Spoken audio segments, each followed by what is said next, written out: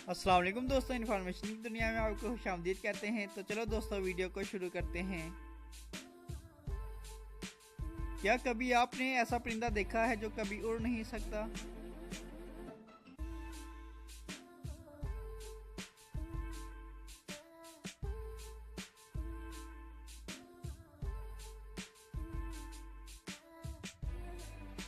जवाब है मरा हुआ परिंदा।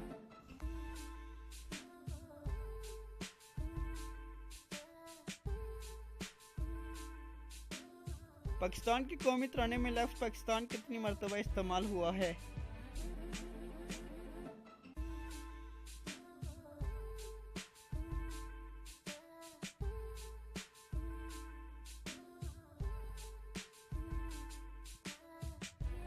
जवाब है एक मरतबा।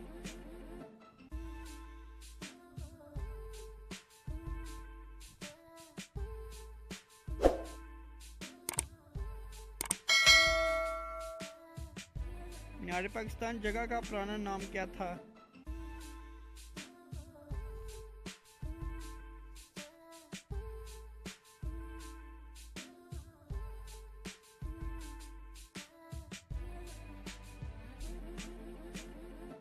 जवाब है मंटू पार्क।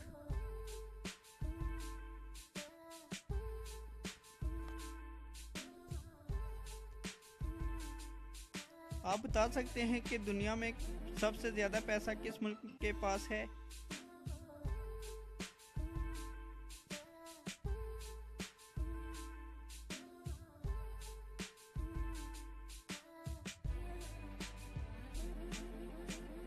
जवाब है चाइना।